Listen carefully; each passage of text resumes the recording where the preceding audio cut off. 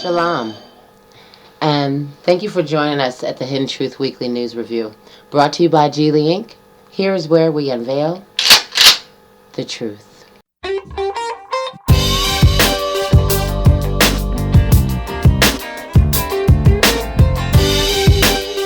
Protesters' rights limited. Terrorist attack on 9/11. Did you know about it? Hello, and thank you for joining us at the Weekly News Review.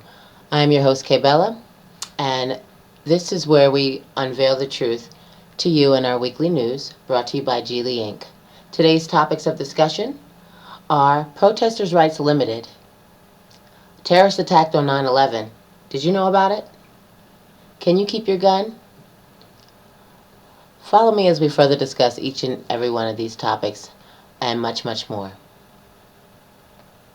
The first topic for today is protesters' rights limited. Have you heard about the sanctions they are putting on your right to assemble, which is one of our First Amendment rights? In March 2012, President Obama signed into law H.R. 347, the Federal Restricted Buildings and Grounds Improvement Act of 2011. H.R. 347 is an amendment to an existing law, 18 U.S.C. General Statute 1752, which is for restricted buildings and grounds. That has existed in various forms since 1971. The most significant amendments to the law occurred in 2006. Now, H.R. 347, what this is, it's called the Trespass Bill, and it makes it a federal offense to protest near government buildings and grounds, as well as any location where any politician or foreign dignitary protected by the Secret Service is visiting, or at any special event of national significance. The law states that it would be a criminal offense if one enters or remains in areas defined as restricted. Basically, this law is restricting our First Amendment right of the Constitution. Under the original language of the law, you had to act willfully and knowingly when committing the crime. Under H.R. 347, however, you will simply need to act knowingly, which here would mean that you know you're in a restricted area, but you're not necessarily there to commit a crime. All right, let me read on. So what this means is it's going to radically transform the landscape for protesters in the United States. Because it's lowering the requirements of intent in the prosecution of criminal activity.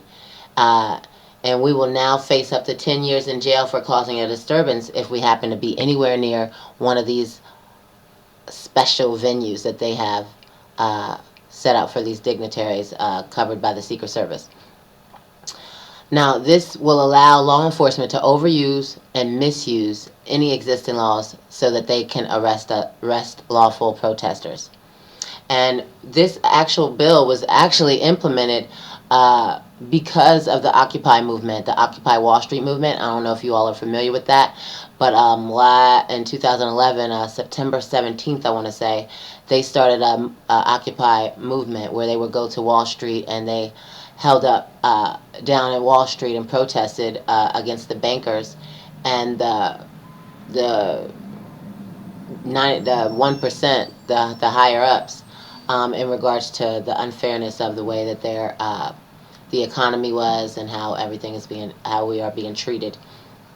So what they did with this HR 347 is just cover themselves. So now we're not able to meet in front of the White House or anywhere like that if we were going to peacefully assemble or have a sit-in or something of that nature. They're trying to curtail that and not allow us to do any protesting or peacefully assembling or anything of that sort. They're trying to take that right away from us. Now, we as Americans, we need to stand up and fight against this tyranny, because once they're slowly taking each and every right, we can't assemble. Then once we can't assemble, we're not going to be able to speak and have a freedom of speech. And then once that happens, we'll have to our religious rights will be taken away. So it's important to know your rights and to know who is trying to hinder you from adhering to your rights. So just pay attention to that and keep that in mind. The second topic for discussion is, I don't know if you all were aware, but on September 11th, 2012, we underwent another terrorist attack. Did you know about it? Well, they did a very good job of hiding it and masking it in the mainstream media. Remember when former CIA Director David Petraeus had that scandal with cheating on his wife, and the mistress came out and spilled the beans about dealings that were going on in Benghazi? Well, that's what this is all about.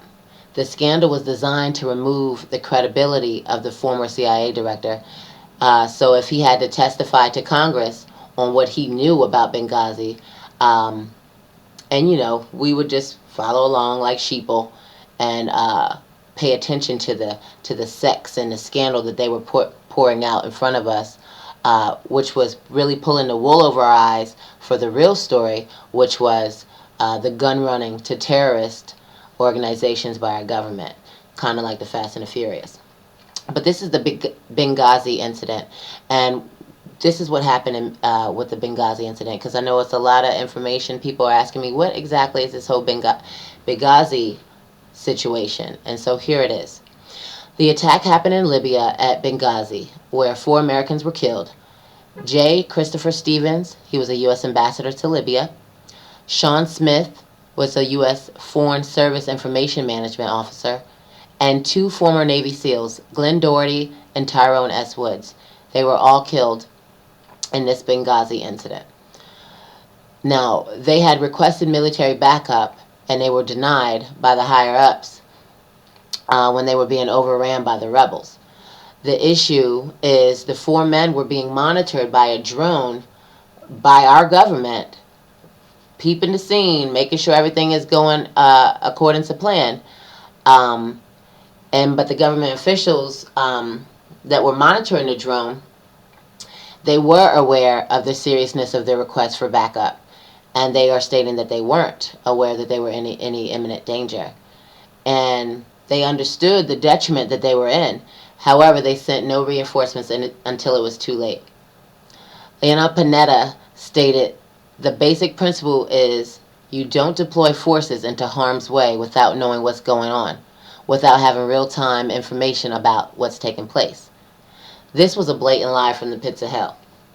And he knew what was going on. And he sacrificed those 4 guys to cover their story. They were fully aware of the situation and needed to cover their tracks by eliminating any liability that would infringe on their future plans. And this is what happened with the 4 Americans that were killed. Now, President Obama said he wasn't sure if it was a terrorist attack. And the only reason why he wasn't sure is because by acknowledging this fact, as it being a terror attack, it would negate the fact that he stated months ago, oh, Al-Qaeda has been decimated.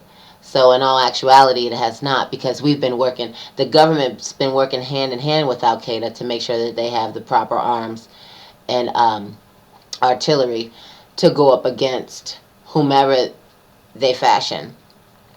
Now, on November 1st, 3 reporters from Wall Street Journal admitted that the Benghazi incident was a CIA operation. And this is what they're trying to hide from us, because if this happened, if this particular terrorist activity happened, and it was all under the guise of a terrorist attack, but it's actually our government in the bed with the terrorists and creating just like a mass confusion. Now, here's what happened with that. There was a Libyan ship with artillery on the ship, and it was commandeered by the Syrian rebels. Now, the Tripoli Military Council head, Abdel Hakim Bahadi, was working with Christopher Stevens, the U.S. ambassador or the liaison for Libya. He was working with Christopher Stevens during the Libyan revolution. Christopher Stevens was down there trafficking guns for President Obama's administration. He was getting the guns from Muammar Gaddafi's stockpile they inherited after they so viciously killed him just to remove him from power because he was resisting their one world agenda. Within Gaddafi's stockpile of weapons were 2,000 heat-seeking missiles, and they were given to the Syrians and to the jihadist rebels. So our government is arming our enemies and covering up what they did by killing any loose ends, eliminating any threat to their agenda of world dominance.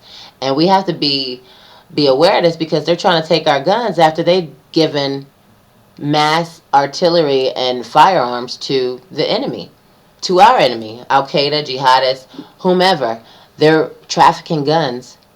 The Fast and the Furious, that situation was trafficking guns, I believe, to Mexico rebels or something like that, drug cartels or something like that. And Benghazi was similar in nature with the operation. However, they were trafficking guns over in Libya, in Africa, over there. So I'm saying all this to say, be aware of your government and their practices and what they're actually doing, and how it's going to affect you and your life in the future.